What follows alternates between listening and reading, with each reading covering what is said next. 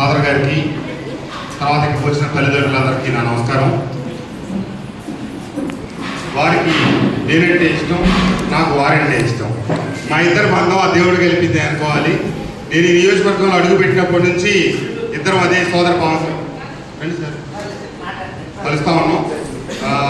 ఒక మంచి సంస్థలో ఒక మంచి వ్యక్తి దగ్గర మీ బిడ్డలు ఉంచారమ్మా. మీ బిడ్డల భవిష్యత్తుకి ఏమీ ఇబ్బంది లేదు. చక్కగా ఆయన ప్రేమతో సాగుతున్నారు. గతంలో సాగారు పిల్లల్ని.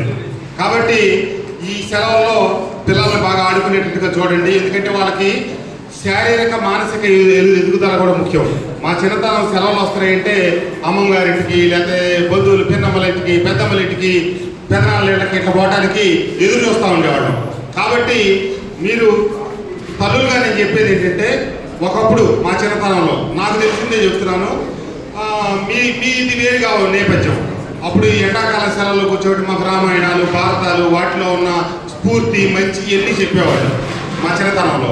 సరే, ఇప్పుడు మీ దగ్గర బైబిల్లో సూక్తులు చెప్పవచ్చు. ఏదైనా ఈ వాళ్ళ టైం అంతా టీవీలకి, ఫోన్లకి కాకుండా ఆడుకునేదానికి, ఎక్కువ మంది పిల్లలతో కలిసేదానికి, ఎక్కువ మంది సమాజంలో కలిస్తే వాళ్ళకి మానసికమైనటువంటి ఎదుగుదల అనేది వస్తుంది. ఒక తరగతి నుంచి ఒక తరగతి మారుతున్నారంటే వాళ్ళకి ఏమవుతుందంటే మేము పెద్దవాళ్ళం అవుతున్నాం అనే ఒక మానసిక స్థైర్యం వస్తుంది అనమాట.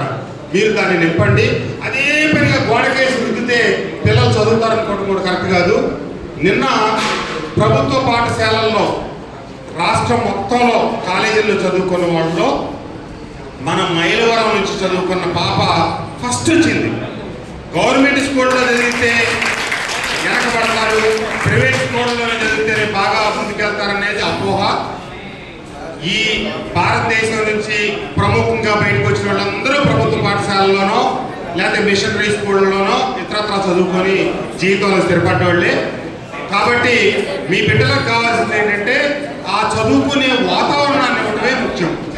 వాళ్ళ మైండ్ డైవర్ట్ అయ్యేటట్టుగా వేరే వేరే వ్యాపకాలు పెట్టుకోవటం, లేదా వాళ్ళు కూర్చొని ఆడుకుంటుంటే మీరు టీవీ సీరియల్ చూస్తుంటే వాళ్ళ మైండ్ డైవర్ట్ అవుతుంది.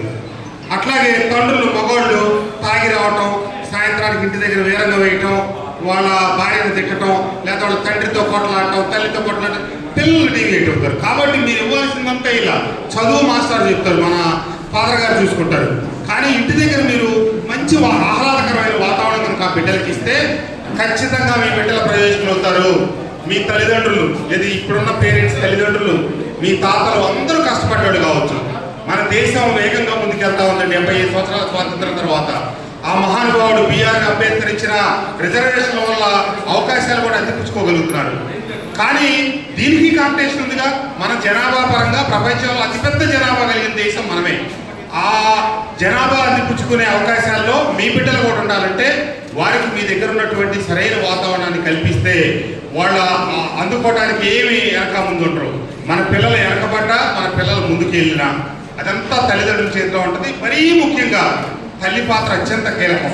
ఆ తల్లి కనుక ఎన్ని కష్టాలు ఎదుర్కొన్నా బిడ్డలకు మార్గదర్శకంగా నిలవగలిగితే, అవగాహన పెంపొందించుకోగలిగితే మీ బిడ్డలకి భవిష్యత్తుకు డోకా ఉండదు.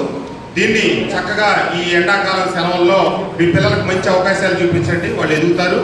మన ఫాదర్ గారి చేతిలో ఆ బిడ్డల భవిష్యత్తు ఉజ్వలంగా ఎదగాలని, మీ బిడ్డలు బాగుండాలని కోరుకుంటూ మీ అందరికీ నా నమస్కారం అమ్మా.